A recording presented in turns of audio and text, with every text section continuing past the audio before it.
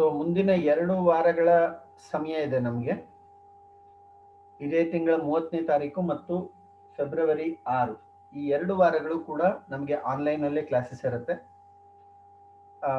ಮುಂದಿನ ವಾರ ಕೇವಲ 4 ಶ್ಲೋಕಗಳ ಪ್ರೆಸೆಂಟೇಷನ್, ಹಾಗೆ ಉಳಿದ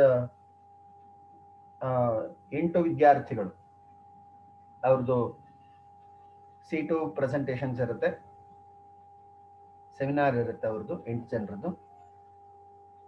ಫೆಬ್ರವರಿ 6ನೇ ತಾರೀಕು ನಾವು ಪರೀಕ್ಷೆ ಬರಿಬೇಕಾದ್ರೆ ಕೆಲವೊಂದು ಅಂಶಗಳನ್ನ ಗಮನದಲ್ಲಿ ಇಟ್ಕೊಳ್ಬೇಕು ಮತ್ತು ನಿಮ್ಮ C1 ಉತ್ತರ ಪತ್ರಿಕೆಯನ್ನು ಆಧರಿಸಿ ಅಲ್ಲಿ ಯಾವ್ಯಾವ ಕರೆಕ್ಷನ್ ಆಗಬೇಕು ಮತ್ತು ಹೇಗೆ ಯಾವ್ಯಾವ ಪ್ರಶ್ನೆಗಳನ್ನ ಎಷ್ಟು ಉತ್ತರ ಬರಿಬೇಕು, ಹೇಗೆ ಉತ್ತರ ಬರಿಬೇಕು ಅನ್ನೋದ್ರ ಬಗ್ಗೆ ಒಂದು 40 ನಿಮಿಷದ ಒಂದು ಅವಧಿಯನ್ನು ಮಾತ್ರ 6ನೇ ತಾರೀಕು ಫೆಬ್ರವರಿ 6ನೇ ತಾರೀಕು ಡಿಸ್ಕಷನ್ಗೆ ತಗೊಳ್ತಾರೆ. ಫೆಬ್ರವರಿ 13ಕ್ಕೆ ನಾವು ಬೆಳಗ್ಗೆ 10 ಸರಿಯಾಗಿ ಸಂಸ್ಕೃತ ಡಿಪಾರ್ಟ್ಮೆಂಟಿನ ಸೆಮಿನಾರ್ ಹಾಲಲ್ಲಿ ಬಂದು ಸೇರೋಣ. ಅಲ್ಲಿ C2 ಟೆಸ್ಟ್ ಇರ್ತದೆ. C2 ಟೆಸ್ಟ್ಗೆ ಮುಂಚೆ ಈಗಾಗಲೇ ಹೇಳಿರೋ ಹಾಗೆ C1 ಮತ್ತು C2 ಅಸೈನ್ಮೆಂಟ್ಸ್ ತರಬೇಕು. ಹಾಗೆಯೇ C1 ಟೆಸ್ಟಿನ ಒರಿಜಿನಲ್ ನೀವು ಬರೆದಂತಹ ಕಾಪಿ ಏನಿದೆ ಇದು 3 ಸಬ್ಮಿಟ್ ಮಾಡಿದ್ರೇನೆ ನಾವು C2 ಪರೀಕ್ಷೆಯನ್ನು ಕ್ರಮಬದ್ಧವಾಗಿ ನಡೆಸಲಿಕ್ಕೆ ಅನುಕೂಲ ಆಗುತ್ತೆ. ಸೊ ಇದಿಷ್ಟು ಮುಂದಿನ 2-3 ತರಗತಿಯ ವಿಚಾರ ಆಗಿರ್ತದೆ. ಇದಕ್ಕೆ ಸಂಬಂಧಪಟ್ಟಂತೆ ನಿಮ್ಮ ಏನೇ ಸಂಶಯ, ಸಲಹೆ, ಸೂಚನೆಗಳು ಅಥವಾ ಯಾವುದೇ ವಿಚಾರ ಇದ್ರೂ ತಿಳಿಸಬಹುದು.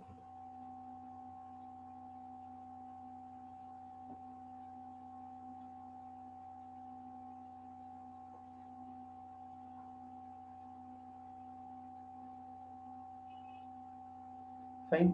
ಈಗ ನಾವು ಚರ್ಚಾ ವಿಷಯಕ್ಕೆ ಮುಂದೆ ಹೋಗೋಣ. ಮುಂದೆ ಹೋಗ್ಲಿಕ್ಕೆ ಮುಂಚೆ ಮತ್ತೊಂದ್ಸಲ ಜ್ಞಾಪಿಸ್ತೇನೆ, 30ನೇ ತಾರೀಕು ಒಳಗೆ ಇನ್ಯಾರು ನಿಮ್ಮ ಅಸೈನ್ಮೆಂಟಿನ ಟಾಪಿಕ್ ಅನ್ನು ನಿಶ್ಚಯ ಮಾಡಿಲ್ವೋ ಅವರು ನಿಶ್ಚಯ ಮಾಡಿ ನನಗೆ ಇಮೇಲ್ ಮಾಡಿ. ಈಗಾಗಲೇ ಹೆಚ್ಚಿನವರು ನೀವು ಇಮೇಲ್ ಕಳಿಸಿದ್ದೀರಿ, ನಾನು ಅದಕ್ಕೆ ರೆಸ್ಪಾನ್ಸು ಕೂಡ ಕಳಿಸಿದ್ದೇನೆ.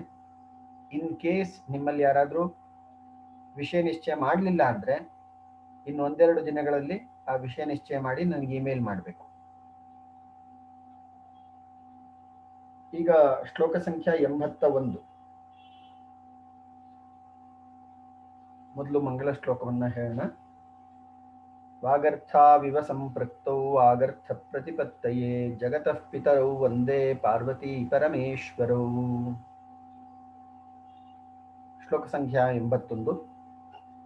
ಸುತಾಂ ತದೀಯಾಂ ಸುರಭೇಃ ಕೃತ್ವಾ ಪ್ರತಿನಿಧಿಂ ಶುಚಿಃ ಆರಾಧಯ ಸಪತ್ನೀಕಃ ಪ್ರೀತಾ ಕಾಮದುಘಾಹಿ ಸಾ.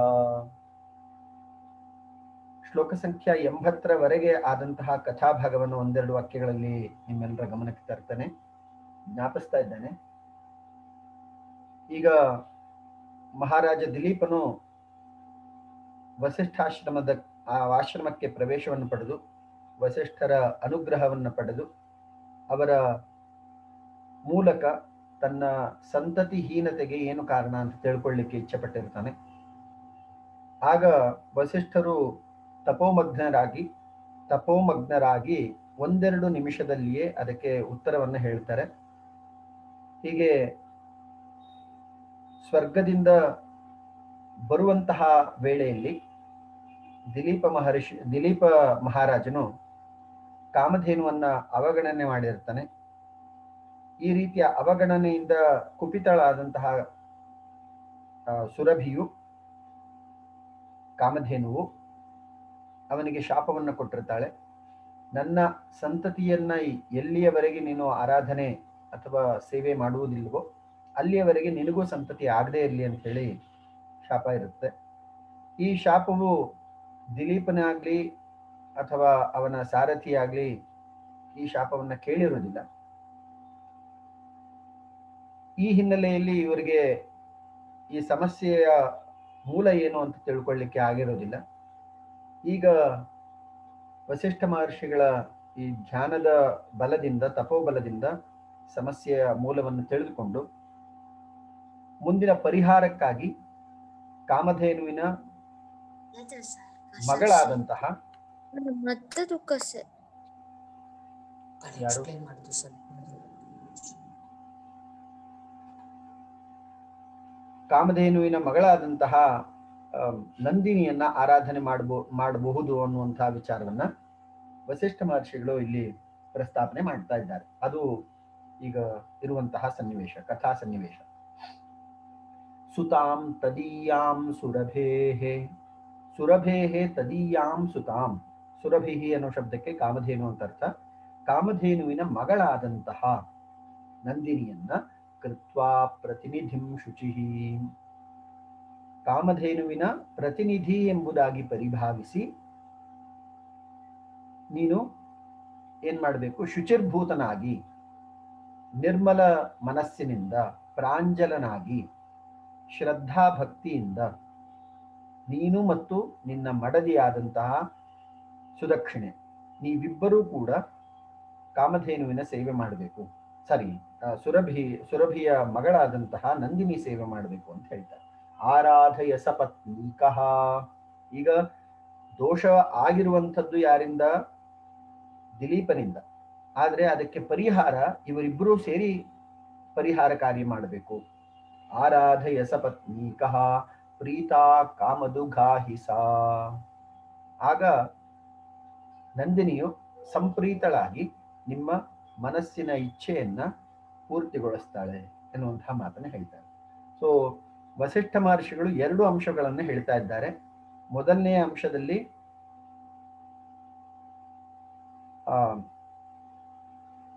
ಈ ಸಮಸ್ಯೆಗೆ ಕಾರಣ ಏನು, ಈ ಶಾಪ ಬಂದಿದ್ದು ಮತ್ತು ಆ ಪ್ರಸಕ್ತಿ, ಆ ಕಾರಣ, ಅದರ ವಿಶ್ಲೇಷಣೆಯನ್ನು ಕೊಡ್ತಾ ಇದ್ದಾರೆ.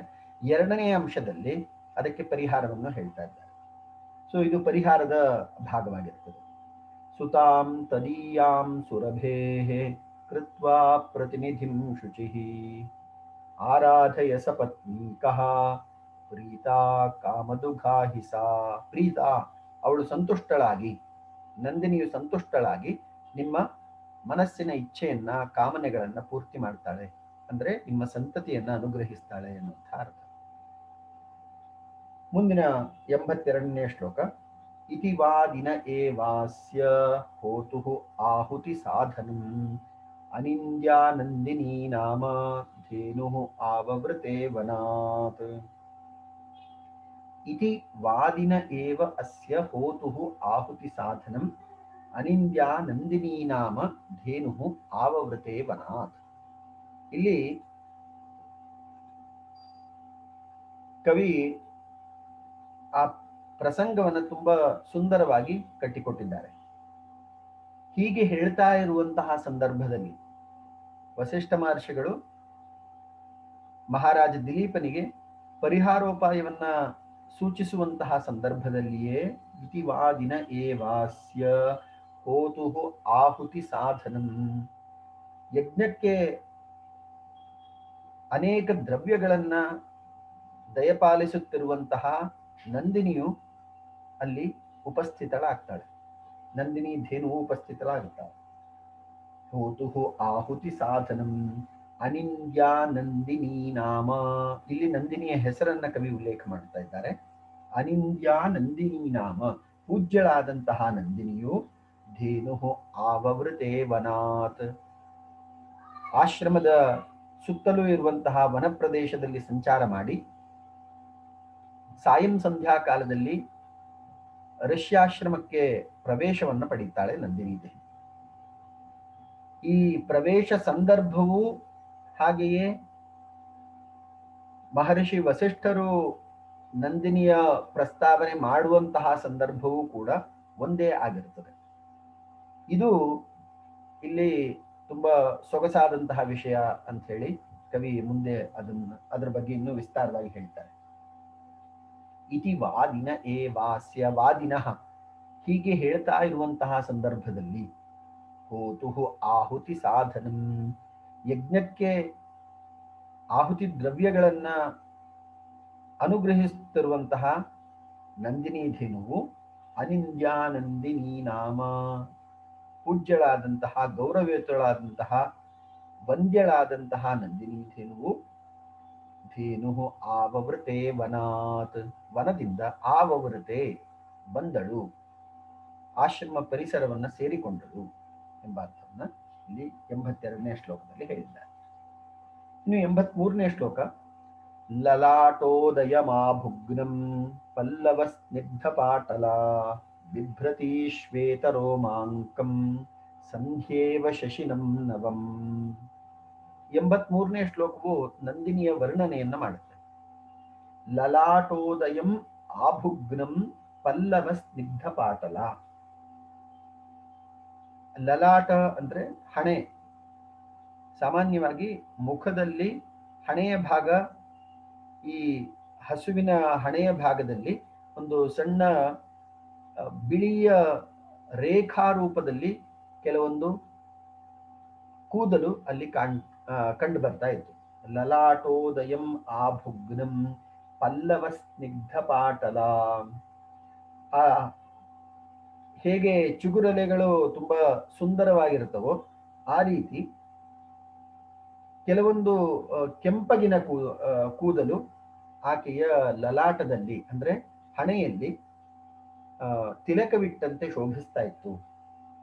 ಬಿಭ್ರತಿ ಶ್ವೇತರೋಮಾಂಕಂ ಸಂಧ್ಯೇವ ಶಶಿನಂ ನವಂ.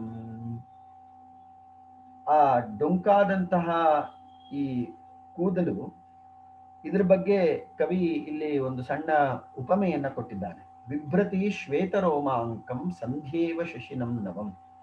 ಹೇಗೆ ದ್ವಿತೀಯ ಚಂದ್ರ ಅಥವಾ ಪ್ರತಿಪಚಂದ್ರ ಮತ್ತು ದ್ವಿತೀಯ ಚಂದ್ರರನ್ನ ಅನೇಕ ಕಾವ್ಯಗಳಲ್ಲಿ ವರ್ಣನೆ ಮಾಡಿದ್ದಾರೆ. ಒಂದು ಅಮಾವಾಸ್ಯೆಯ ನಂತರ ಒಂದು ಸಣ್ಣ ರೇಖೆ ಕಾಣುತ್ತಲ್ಲ ಆಕಾಶದಲ್ಲಿ, ಆ ದ್ವಿತೀಯ ಚಂದ್ರನ ಆ ಒಂದು ಸಣ್ಣ ರೇಖೆ, ಇದು ಕವಿಗಳಿಗೆ ಸ್ಫೂರ್ತಿ ಕೊಟ್ಟಂತಹ ಅನೇಕ ಸುಂದರವಾದಂತಹ ಪ್ರಾಕೃತಿಕ ವಿಸ್ಮಯಗಳಲ್ಲಿ ಒಂದು ಅಂತ ಹೇಳಿ ಅನೇಕರು ಹೇಳಿದ್ದಾರೆ. ಇಲ್ಲಿ ಕವಿ ಆ ಒಂದು ಉದಾಹರಣೆಯನ್ನ ಕೊಟ್ಟಿದ್ದಾರೆ. ಬಿಭ್ರತಿ ಶ್ವೇತ ರೋಮಾಂಕಂ ಸಂಧ್ಯಾ ಇವ ಶಶಿನಂ ನವಂ.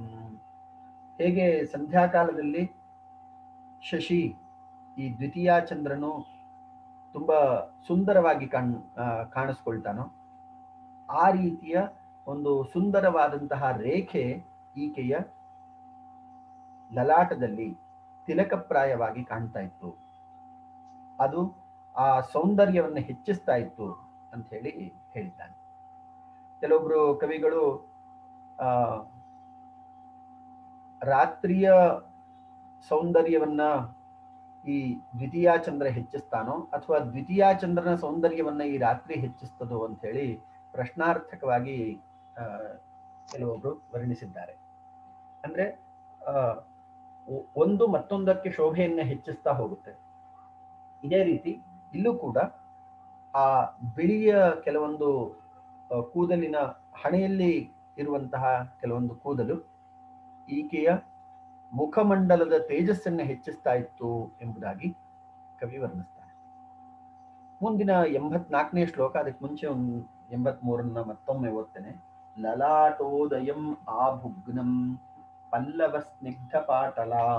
ಈ ಪಲ್ಲವ ಶಬ್ದಕ್ಕೆ ಚಿಗುರೆಲೆಗಳು ಅಂತ ಅರ್ಥ.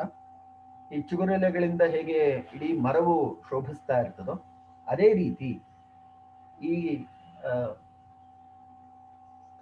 ಹಣೆಯಲ್ಲಿ ಇರುವಂತಹ ಕೆಲವೊಂದು ಕೂದಲುಗಳು, ಆ ಬಿಳಿಯ ಕೂದಲುಗಳು ಈಕೆಯ ಮುಖಮಂಡಲವನ್ನ ಮತ್ತಷ್ಟು ತೇಜೋಮಯವಾಗಿ ಶೋಭಿಸುವಂತೆ ಮಾಡ್ತಾ ಇತ್ತು. ಬಿಭ್ರತಿ ಶ್ವೇತ ರೋಮಾಂಕಂ ಸಂಧ್ಯೇವ ಶಶಿನಂ ನವಂ. ನವಂ ನಾಮ ನೂತನಂ ಇತ್ಯರ್ಥ. ಮುಂದಿಂದು 84ನೇ ಶ್ಲೋಕ.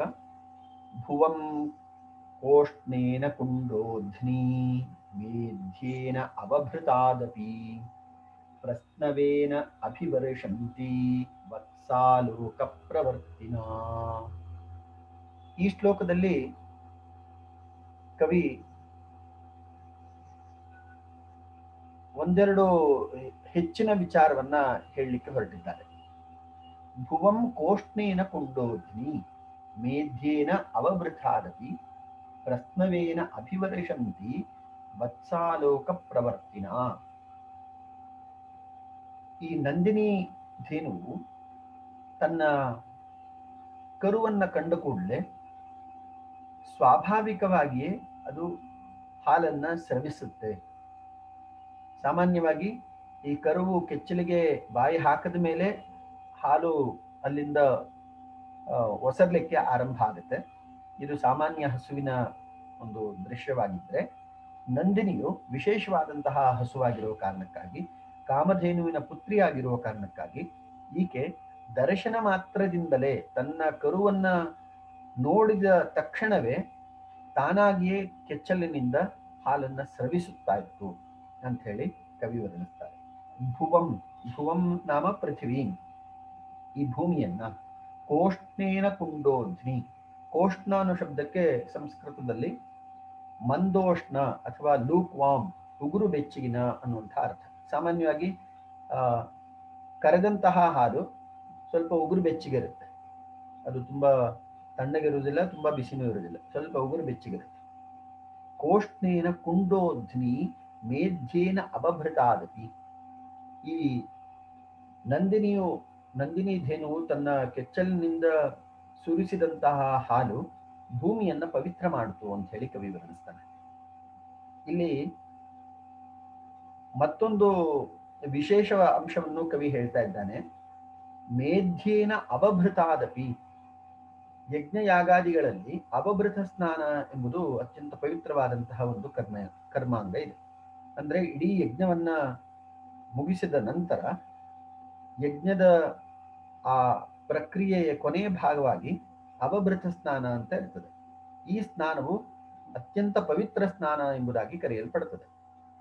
ಇಂತಹ ಸ್ನಾನಕ್ಕಿಂತಲೂ ಕೂಡ ನಂದಿನಿ ಧೇನುವು ತನ್ನ ಕರುವನ್ನು ನೋಡಿ ಸ್ರವಿಸಿದಂತಹ ಹಾಲು ಅತ್ಯಂತ ಪವಿತ್ರವಾದದ್ದು ಅಂತ ಹೇಳಿ ಕವಿ ಯಜ್ಞಾಂಗವಾದಂತಹ ಸ್ನಾನಕ್ಕಿಂತ ಶ್ರೇಷ್ಠವಾದದ್ದು ಅಂತ ಹೇಳಿ ಇಲ್ಲಿ ವರ್ಣಿಸ್ತಾ ಇದ್ದಾನೆ. ಮೇಧ್ಯೇನ ಅವಭೃತಾದಪಿ, ಮೇಧ್ಯ ಪೂತಂ ಪವಿತ್ರಂ ಮೇಧ್ಯಂಚ ವಿಧ್ರಂತು ವಿಮಲಾರ್ಥಕಂ. ಸಂಸ್ಕೃತದಲ್ಲಿ ಅಮರಕೋಶ ಅಂತ ಹೇಳಿ ನೀವು ಕೇಳಿರಬಹುದು. ಅಲ್ಲಿ ಅನೇಕ ಪದಗಳು, ಅವುಗಳ ಸಮಾನಾರ್ಥ ಮತ್ತು ನಾನಾರ್ಥ, ಈ ರೀತಿ ವಿಭಿನ್ನವಾದಂತಹ ಒಂದು ಡಿಕ್ಷನರಿ, ಆ ಇಡೀ ಡಿಕ್ಷನರಿಯನ್ನ ಶ್ಲೋಕ ರೂಪದಲ್ಲಿ ಕೊಟ್ಟಿದ್ದಾರೆ, ನಿಘಂಟವನ್ನೇ ಶ್ಲೋಕ ರೂಪದಲ್ಲಿ ಕೊಟ್ಟಿದ್ದಾರೆ. ಅಲ್ಲಿ ಪೂತಂ ಪವಿತ್ರಂ ಮೇಧ್ಯಂ ವಿಧ್ರಂ ವಿಮಲಾರ್ಥಕಂ, ಪವಿತ್ರ ಅನ್ನುವಂತಹ ಅರ್ಥದಲ್ಲಿ 5 ಶಬ್ದಗಳಿದೆ. ಪೂತ, ಪವಿತ್ರ, ಮೇಧ್ಯ, ವಿಧ್ರ, ವಿಮಲ. ಇಲ್ಲಿ ಮೇಧ್ಯ ಅನ್ನುವ ಶಬ್ದವನ್ನ ಪ್ರಯೋಗ ಮಾಡಿದ್ದಾರೆ, ಅದಕ್ಕೆ ಅಮರಕೋಶದ ಉಲ್ಲೇಖವನ್ನು ಹೇಳಿದೆ. ಮೇಧ್ಯೇನ ಅವಭೃತಾದಪಿ, ಅವಭೃತ ಸ್ನಾನ ಅದು, ಅವಭೃತಕ್ಕಿಂತ ಅವಭೃತಾದಪಿ ಅತ್ಯಂತಂ ಪವಿತ್ರಂ. ಪ್ರಸ್ನವೇನ ಅಭಿವರ್ಷಂತಿ ವತ್ಸಾಲೋಕ ಪ್ರವರ್ತಿನ, ವತ್ಸ ಆಲೋಕ ಪ್ರವರ್ತಿನ, ಕೇವಲ ತನ್ನ ಕರುವಿನ ದರ್ಶನ ಮಾತ್ರದಿಂದಲೇ ಆಕೆ ಹಾಲನ್ನ ಸರ್ವಿಸುವಂತಹ ಒಂದು ಅಪರೂಪದ ಗೋವಾಗಿದ್ದಳು ನಂದಿನಿ. ಪ್ರಸ್ನವೇನ ಅಭಿವರ್ಷಂತಿ ವತ್ಸಾಲೋಕ ಪ್ರವರ್ತಿನ. ಶ್ಲೋಕವನ್ನು ಮತ್ತೊಮ್ಮೆ ಓದ್ತೇನೆ. ಭುವಂ ಕೋಷ್ಣೇನ ಕುಂಡೋಧ್ನಿ ಮೇಧ್ಯೇನ ಅವಭೃತಾದಪಿ ಪ್ರಸ್ನವೇನ ಅಭಿವರ್ಷಂತಿ ವತ್ಸಾಲೋಕ ಪ್ರವರ್ತಿನ. ಈ 84ನೇ ಶ್ಲೋಕ ಮತ್ತು 85ನೇ ಶ್ಲೋಕ ಮುಂದಿನದು, ಈ 2 ಶ್ಲೋಕಗಳು ನಂದಿನಿಯ ವಿಶೇಷತೆ ಮತ್ತು ಪವಿತ್ರತೆ, ಈ 2 ಅಂಶಗಳನ್ನು ಹೇಳುತ್ತೆ. ಈಗ 85ನೇ ಶ್ಲೋಕ ಕಡೆ ಗಮನ ಹರಿಸೋಣ. ರಜಃ ಕಣೈಃ ಕುರೋದ್ಧೂತೈಃ ಸ್ಪೃಶದ್ಭಿಃ ಗಾತ್ರಮಂತಿಕಾತ್ ತೀರ್ಥಾಭಿಷೇಕಜಾಂ ಶುದ್ಧಿಂ ಆದಧಾನಾ ಮಹೀಕ್ಷಿತಃ.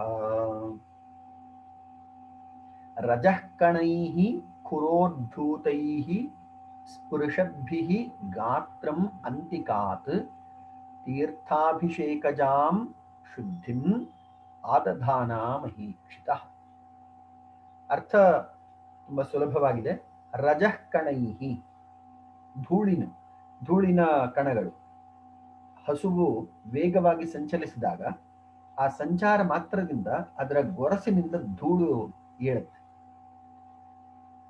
ಇಲ್ಲಿ ಕವಿ ಆಯುರ್ವೇದದ ಒಂದು ಅಂಶವನ್ನು ಈ ಭಾಗದಲ್ಲಿ ಕೊಟ್ಟಿರೋದನ್ನು ನಾವು ಗಮನಿಸಬಹುದು. ಆಯುರ್ವೇದದಲ್ಲಿ ಅನೇಕ ವಿಧ ಸ್ನಾನಗಳನ್ನು ಹೇಳಿದ್ದಾರೆ. ಅಲ್ಲಿ ಗೋಧೂಳಿ ಸ್ನಾನ ಅಂತ ಹೇಳಿ ಅದರ ಒಂದು ಸ್ನಾನ ಪ್ರಕಾರ, ಮಂತ್ರ ಸ್ನಾನ ಅಂತ ಹೇಳಿದ್ದಾರೆ, ಹಾಗೆ ನದಿಯಲ್ಲಿ ಸ್ನಾನ ಮಾಡುವಂಥದ್ದು, ಸಮುದ್ರ ಸ್ನಾನ, ಆಮೇಲೆ ಈ ಮಳೆ ನೀರಿನಲ್ಲಿ ಸ್ನಾನ, ಈ ರೀತಿ ಅನೇಕ ವಿಧವಾದಂತಹ ಸ್ನಾನ ಪ್ರಕಾರಗಳನ್ನು ಹೇಳಿದ್ದಾರೆ. ಹಾಗೆಯೇ ಅಪೋಷ್ಟಾಮಯೋ ಭುವಃ ತಾನು ಊರ್ಧ್ವೇದಧಾತನ ಮಹೇರಣಾಯ ಚಕ್ಷುಷೆ ಯೋವ ಶಿವತಮೋರಸಃ ತಸ್ಯ ಭಾಜಯತೆ ಹನಃ ತುಷತೀರಿವ ಮಾತರಃ ತಸ್ಮಾ ರಂಗಮಾಮವೋ ಯಸ್ಯ ಜನ್ಮಥ ಆಪೋ ಜನಯಥಾಚನಃ ಅಂತ ಹೇಳಿ ಪೂಜಾ ಅಂಗವಾಗಿ ಆರಂಭದಲ್ಲಿ ಸ್ನಾನ ಮಾಡುವಂಥದ್ದು ಇದು ಮಂತ್ರ ಸ್ನಾನ ಎಂಬುದಾಗಿ ಕರೆಸಿಕೊಳ್ಳಲ್ಪಡ್ತದೆ. ಇದರಲ್ಲಿ ಗೋಧೂಳಿ ಸ್ನಾನವನ್ನ ಇಲ್ಲಿ ಕವಿ ಉಲ್ಲೇಖ ಮಾಡ್ತಾ ಇದ್ದಾನೆ. ಗೋಧೂಳಿ ಸ್ನಾನ ಅಂದ್ರೆ ಅಲ್ಲಿ ಗೋಧೂಳಿ ಸ್ನಾನದಲ್ಲಿ ಯಾವುದೇ ನೀರಿನ ಸ್ಪರ್ಶವೂ ಇರುವುದಿಲ್ಲ. ಬದಲಾಗಿ ಸ್ನಾನದ ಅಂಶ ಏನಿದೆಯೋ, ಸ್ನಾನದ ಮೂಲ ಅಂಶ ಏನು ಅಂದ್ರೆ ನಮ್ಮನ್ನು ನಾವು ಶುಚಿರ್ಭೂತಗೊಳಿಸಿಕೊಳ್ಳುವಂಥದ್ದು. ಇಲ್ಲಿ ಹಸುವು ಸಂಧ್ಯಾಕಾಲದಲ್ಲಿ, ಪ್ರಾತಃ ಸಂಧ್ಯಾ ಮತ್ತು ಸಾಯಂ ಸಂಧ್ಯಾ, ಬೆಳಗ್ಗೆ ಮತ್ತು ಸಂಜೆಯ ಈ ಸಂಧ್ಯಾಕಾಲ ಏನಿರುತ್ತೋ ಆ ಸಂಧ್ಯಾಕಾಲದಲ್ಲಿ ಹಸುವು ಹೋಗುವಂತಹ ಸಂದರ್ಭದಲ್ಲಿ, ವೇಗವಾಗಿ ಓಡುವಂತಹ ಸಂದರ್ಭದಲ್ಲಿ ಎದ್ದ ಧೂಳು ಏನಿದೆ, ಆ ಧೂಳು ನಮ್ಮ ಮೇಲೆ ಬಿದ್ದರೆ ಅದನ್ನ ಗೋಧೂಳಿ ಸ್ನಾನ ಎಂಬುದಾಗಿ ಹೇಳ್ತಾರೆ. ಇದು ಅತ್ಯಂತ ಪವಿತ್ರವಾದಂತಹ ಸ್ನಾನ ಪ್ರಕಾರಗಳಲ್ಲಿ ಒಂದು ಅಂತ ಹೇಳಿ ಪರಿಭಾವಿಸಲ್ಪಡ್ತದೆ. ಈ ಗೋಧೂಳಿ ಸ್ನಾನದ ಬಗ್ಗೆ ಇಲ್ಲಿ ಉಲ್ಲೇಖ ಮಾಡ್ತಾ ಇದ್ದಾರೆ ಕವಿ. ರಜಃ ಕಣೈಹಿ ಖುರೋದ್ಧೂತೈಹಿ, ಖುರಃ ಅಂದ್ರೆ ಗೊರಸು, ಖುರ ಉದ್ಧೂತೈಹಿ ಆ ಗೊರಸಿನಿಂದ ಎದ್ದಂತಹ ಈ ನಂದಿನಿ ಧೇನುವಿನ ಗೊರಸಿನಿಂದ ಎದ್ದಂತಹ ಧೂಳೇನಿದೆ, ಆ ಧೂಳು ಸ್ಪೃಶದ್ಭಿಹಿ ಗಾತ್ರಂ ಅಂತಿಕಾತ್, ಗಾತ್ರ ಅನ್ನೋ ಶಬ್ದಕ್ಕೆ ದೇಹ ಅಂತ ಅರ್ಥ. ಸ್ಪೃಶದ್ಭಿಹಿ ಗಾತ್ರಂ ಅಂತಿಕಾತ್, ಅಂತಿಕಾತ್ ಸಮೀಪಾತ್, ರಾಜನ ಸಮೀಪದಲ್ಲಿಯೇ ಈ ನಂದಿನಿ ಧೇನುವು ಅತ್ಯಂತ ವೇಗವಾಗಿ ಆಶ್ರಮವನ್ನ ಪ್ರವೇಶ ಮಾಡಿರ್ತದೆ.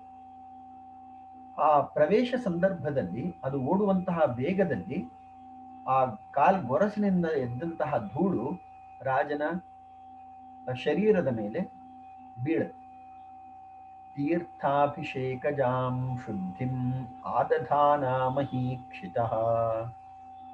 ಹೇಗೆ ತೀರ್ಥ ಸ್ನಾನವು ಅತ್ಯಂತ ಪವಿತ್ರ ಎಂಬುದಾಗಿ ಕರೆಯಲ್ಪಡ್ತದೋ, ಅದೇ ರೀತಿ ಈ ಗೋಧೂಳಿ ಸ್ನಾನವೂ ಕೂಡ ಅತ್ಯಂತ ಪವಿತ್ರವಾದದ್ದು.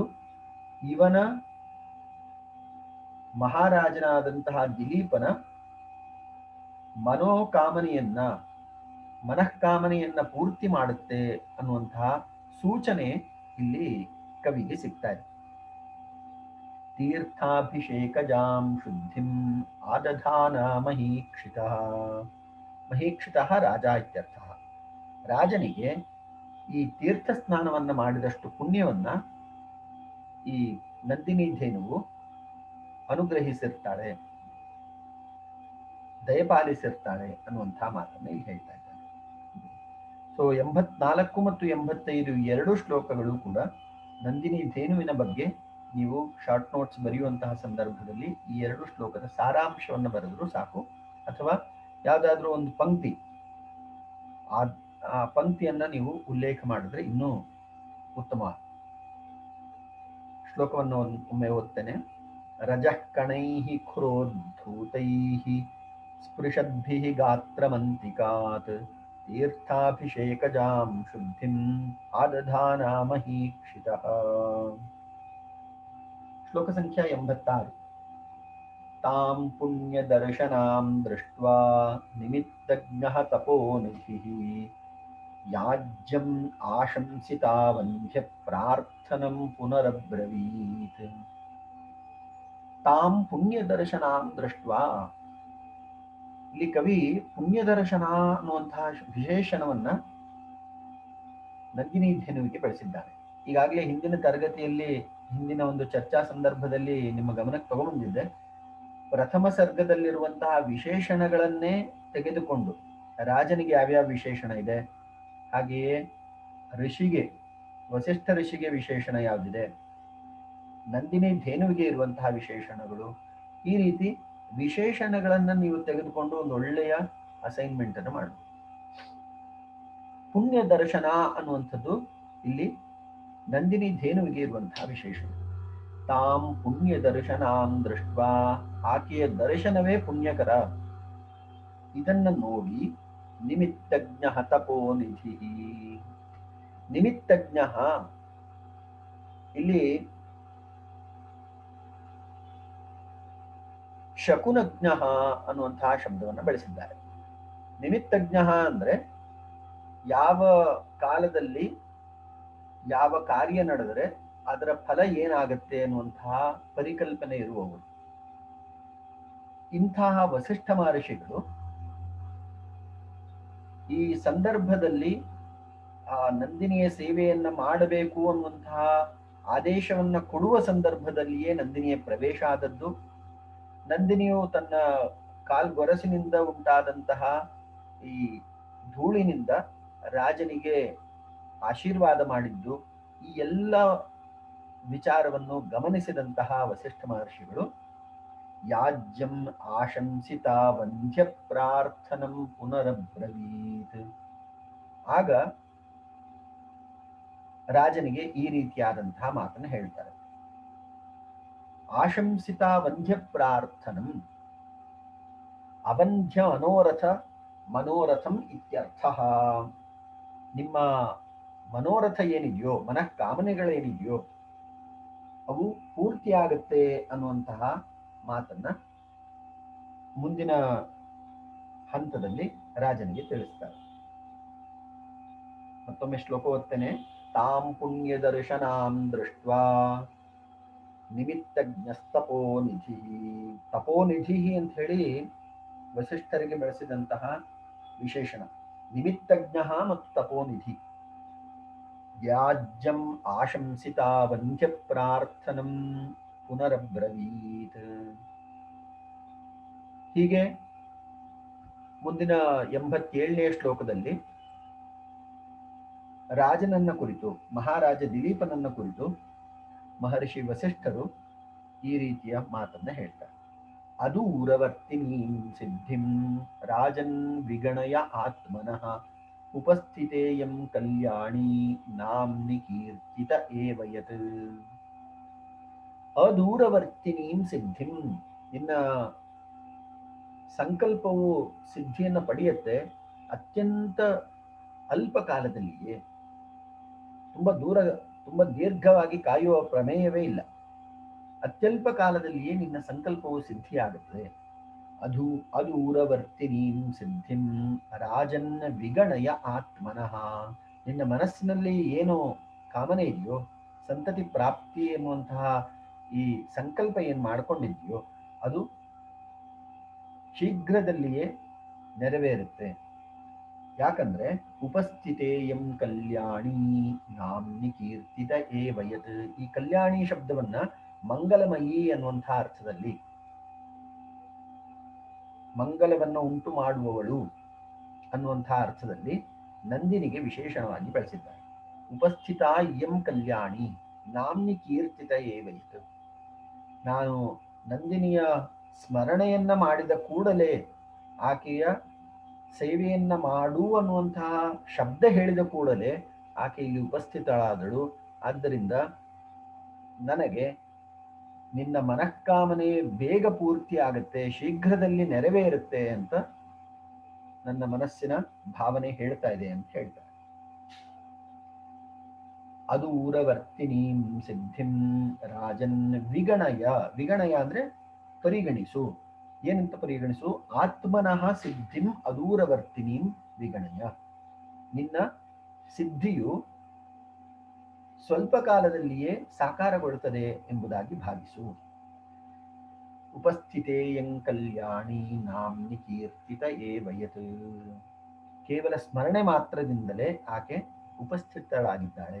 ಸಾಮಾನ್ಯವಾಗಿ ನಾವು ಲೋಕದಲ್ಲೂ ಹೇಳುವಂತಹ ಸಂದರ್ಭ ಇದೆ. ವ್ಯವಹಾರದಲ್ಲಿ ಈಗ ತಾನೇ ನಿಮ್ಮನ್ನ ನೆನೆಸ್ಕೊಳ್ತಾ ಇದ್ದೆ, ನಿಮಗೆ 100 ವರ್ಷ, ನೀವು ಬಂದೇ ಬಿಟ್ರಿ, ಈ ರೀತಿಯ ಒಂದು ವಾಕ್ಯವನ್ನ ಅನೌಪಚಾರಿಕವಾಗಿ ಹೇಳ್ತೇವೆ. ಯಾರನ್ನ ನಾವು ನೆನೆಸ್ಕೊಳ್ತೇವೋ ಅವರು ಅನಿರೀಕ್ಷಿತವಾಗಿ ಉಪಸ್ಥಿತರಾದ್ರೆ ಈ ರೀತಿಯ ಒಂದು ಸಂದರ್ಭವನ್ನ ಹೇಳ್ತೇವೆ. ಇನ್ನು ಮುಂದಿನ 88ನೇ ಶ್ಲೋಕ. ವನ್ಯವೃತ್ತಿರಿಮಾಂ ಶಶ್ವತ್ ಆತ್ಮಾನುಗಮನೇನ ಗಾಂ ವಿದ್ಯಾಂ ಅಭ್ಯಸನೇನೈವ ಅರ್ಹಸಿ. ವನ್ಯವೃತ್ತಿ ಇಮಾಂ ಶಶ್ವತ್. ಇಲ್ಲಿ ನೋಡಿ, ಒಬ್ಬ ಮಹಾರಾಜನಿಗೆ ಮಹರ್ಷಿಗಳು ಏನನ್ನು ಸೂಚನೆ ಕೊಡ್ತಾ ಇದ್ದಾರೆ? ವನ್ಯವೃತ್ತಿ, ನೀನು ಕಾಡಿನಲ್ಲಿ ಜೀವಿಸಬೇಕಾಗ್ತದೆ, ಆಕೆಯ ಸೇವೆಯನ್ನ ಕಾಡಿನಲ್ಲಿ ಹೋಗಿ ಮಾಡಬೇಕಾಗತ್ತೆ. ವನ್ಯವೃತ್ತಿರಿಮಾಂ ಶಶ್ವತ್ ಆತ್ಮಾನುಗಮನೇನ ಗಾಂ. ಆಕೆ ಎಲ್ಲಿ ಹೋಗ್ತಾಳೋ, ಆಕೆ ಅಂದ್ರೆ ಇಲ್ಲಿ ನಂದಿನಿ ಧೇನುವು ಯಾವ ಕಡೆ ಹೋಗ್ತಾಳೋ ಆಕೆ ಹಿಂದೆನೆ ಹೋಗ್ಬೇಕು ನೀನು. ಆಕೆ ದಿನ ಕಾಡಿಗೆ ಹೋಗಿ ತನ್ನ ಆಹಾರವನ್ನ ಸೇವಿಸ್ಕೊಂಡು ಎಲ್ಲ ಕಡೆ ಸಂಚಾರ ಮಾಡ್ಕೊಂಡು ಬರ್ತಾಳೆ ಸಂಜೆ ಹೊತ್ತಿಗೆ. ಅದೇ ರೀತಿ ನೀನು ಆಕೆ ಹೊರಡುವಂತಹ ಸಂದರ್ಭದಲ್ಲಿ ಆಕೆ ಹಿಂದೆನೆ ಹೋಗ್ಬೇಕು. ಇದು ಆಕೆಗೆ ನೀನು ಮಾಡುವಂತಹ ಸೇವೆ. ಆ ಸೇವೆಯ ಸ್ವರೂಪವನ್ನ ಈ ಮುಂದಿನ ಶ್ಲೋಕಗಳಲ್ಲಿ ಹೇಳ್ತಾರೆ. ವನ್ಯವೃತ್ತಿರಿಮಾಂ ಶಶ್ವತ. ಶಶ್ವತ ನಾಮ ಯಥಾ, ಯಾವಾಗಲೂ, ನಾಳೆಯಿಂದ ಆರಂಭ ಆಗಿ ನೀನು ಫಲ ದೊರಕುವವರೆಗೆ ನಿರಂತರವಾಗಿ ಆಕೆಯ ಹಿಂದೆನೆ ಹೋಗ್ಬೇಕು. ಬೆಳಗ್ಗೆ ಆಶ್ರಮದಿಂದ ಆಕೆ ಸಂಧ್ಯಾಕಾಲದಲ್ಲಿ ಕಾಡಿಗೆ ಹೊರಡ್ತಾಳೆ. ಆಕೆ ಹೊರಡ್ತಾ ಇದ್ದಂಗೆ ನೀನು ಆಕೆ ಹಿಂದೆನೆ ಹೋಗ್ಬೇಕು. ಆಕೆ ಎಲ್ಲೆಲ್ಲೇ ಹೋಗ್ತಾಳೋ ಅಲ್ಲಿ ನಿನ್ನ ಸಂಚಾರ ಆಗ್ಬೇಕು. ಇಲ್ಲಿ ರಜೆ ಇಲ್ಲ, ಏನೂ ಇಲ್ಲ, ಪ್ರತಿದಿನ ನೀನು ಹೋಗ್ಲೇಬೇಕು. ಶಶ್ವತ್, ನಿರಂತರವಾಗಿ ಹೋಗ್ಬೇಕು. ಆತ್ಮಾನುಗಮನೇನ ಗಾಂ ವಿದ್ಯಾಂ ಅಭ್ಯಸನೇನೈವ ಪ್ರಸಾದಯಿತುಮರ್ಹಸಿ. ಇಲ್ಲಿ ಕವಿ ಒಂದು ಉದಾಹರಣೆಯನ್ನು ಕೊಟ್ಟಿದ್ದಾನೆ. ಹೇಗೆ ನೀನು ಆಕೆಯ ಮನಸ್ಸಂತೋಷವನ್ನ ಉಂಟು ಮಾಡಬಹುದು ಅಂದ್ರೆ, ವಿದ್ಯಾಂ ಅಭ್ಯಸನೇನೈವ ಪ್ರಸಾದಯಿತುಮರ್ಹಸಿ. ಹೇಗೆ ಒಬ್ಬ ವಿದ್ಯಾರ್ಥಿಯು ತಾನು ಓದಲಿಚ್ಛಿಸುವಂತಹ ವಿಷಯವನ್ನ, ಅದು ಎಷ್ಟೇ ಗಂಭೀರವಾಗಿದ್ರು, ಅದು ಎಷ್ಟೇ ಕಠಿಣವಾಗಿದ್ರು, ಪುನಃ ಪರಿಶ್ರಮ ಮಾಡಿ ಹಗಲು ರಾತ್ರಿ ಅದರ ಹಿಂದೆಯೇ ಆ ವಿಚಾರವನ್ನೇ ಮನಸ್ಸಿನಲ್ಲಿ ಮೆಲುಕು ಹಾಕಿ ಹೇಗೆ ಅದನ್ನ ಸಿದ್ಧಿಸ್ಕೊಳ್ತಾನೋ ಆ ರೀತಿ ವಿದ್ಯಾಂ ಅಭ್ಯಸನೇನೈವ, ಪುನಃ ಅಭ್ಯಾಸ ಮಾಡಿ ಮಾಡಿ ಮಾಡಿ ಅದರ ಸಿದ್ಧಿಯನ್ನು ಪಡ್ಕೊಳ್ತಾನೆ. ಆ ಥರ ನೀನು ಆಕೆಯ ಹಿಂದೆಯೇ ಹೋಗಿ ಆಕೆಯ ಸೇವೆಯನ್ನ ಮಾಡಿ ಆಕೆಯ ಅನುಗ್ರಹಕ್ಕೆ ಪಾತ್ರನಾಗಬೇಕು. ಇದು ಮಹರ್ಷಿ ವಸಿಷ್ಠರು ಒಬ್ಬ ಮಹಾರಾಜ ದಿಲೀಪನಿಗೆ ಕೊಟ್ಟಂತಹ ಆದೇಶ. ಯಾಕಂದ್ರೆ ಮಹಾರಾಜನಿಗೆ ಎಲ್ಲ ಸುಖ ಸೌಲಭ್ಯಗಳು ಇದೆ. ನಂದಿನಿಯನ್ನ ರಾಜವೈಭೋಗದಲ್ಲಿಟ್ಟು ಅವನು ನೋಡ್ಕೊಳ್ಬಹುದು. ಆಕೆಗೆ ಯಾವುದೇ ಸಮಸ್ಯೆ ಉಂಟಾಗದ ಹಾಗೆ ಅತ್ಯಂತ ಸುವ್ಯವಸ್ಥಿತವಾಗಿ ಅವನು ಆಕೆಯನ್ನ ಮೇಲ್ವಿಚಾರಣೆ ಮಾಡ್ಕೊಳ್ಳಿಕ್ಕೆ ಸಾಧ್ಯ ಇದೆ ತನ್ನ ಸೇವಕರ ಮೂಲಕ. ಆದ್ರೆ ವಸಿಷ್ಠ ಮಹರ್ಷಿ ಏನು ಹೇಳ್ತಾ ಇದ್ದಾರೆ ಅಂದ್ರೆ, ನೀನೇ ಖುದ್ದಾಗಿ ಈ ಸೇವೆಯನ್ನ ಮಾಡಬೇಕು, ಶಶ್ವತ್, ನಿರಂತರವಾಗಿ ಮಾಡಬೇಕು, ಇದರಲ್ಲಿ ಯಾವುದೇ ಲೋಪ ಉಂಟಾಗಬಾರದು ಅನ್ನುವಂತಹ ಮಾತನ್ನ ಹೇಳ್ತಾ ಇದ್ದಾರೆ.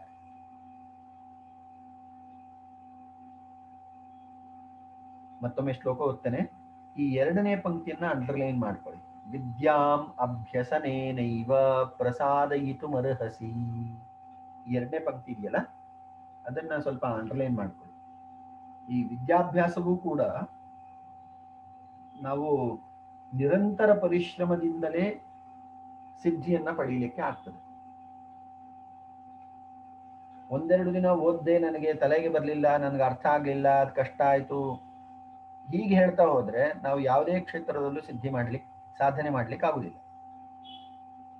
ನಿರಂತರ ಪರಿಶ್ರಮ ಮಾಡಿ ಅದರಲ್ಲಿ ಸಾಧನೆ ಮಾಡ್ತಾ ಹೋದ್ರೆ ಆಗ ದೀರ್ಘಕಾಲದ ಸಾಧನೆಯಿಂದ ನಮಗೆ ಸಿದ್ಧಿ ಸಿಗ್ತದೆ. ವಿದ್ಯಾಂ ವನ್ಯವೃತ್ತಿ ಇಮಾಂ ಶಶ್ವತ್ ಆತ್ಮಾನುಗಮನೇನ ಗಾಂ ವಿದ್ಯಾಂ ಅಭ್ಯಸನೇನೈವ ಪ್ರಸಾದಯಿತುಮರ್ಹಸಿ. ಇನ್ನು ಎರಡು ಶ್ಲೋಕ ಇದೆ. ಪುನಃ ರೀಜಾಯ್ನ್ ಆಗೋಣ, ನಮಗೆ ಸಮಯ ಮುಗಿತಾ ಬಂತು. 2 ಶ್ಲೋಕ ಮುಂದಿನ ಭಾಗದಲ್ಲಿ ತೆಗೆದುಕೊಳ್ಳೋಣ. ರೀಜಾಯ್ನ್ ಆಗಿ.